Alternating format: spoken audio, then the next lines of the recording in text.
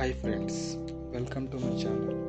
ఈరోజు నేను మీకు మన నిజామాబాద్లోని మామిడిపల్లిలో ప్రసిద్ధి చెందిన శ్రీ వెంకటేశ్వర స్వామి దేవాలయం చూపించబోతున్నాను. నచ్చితే లైక్ కొట్టండి.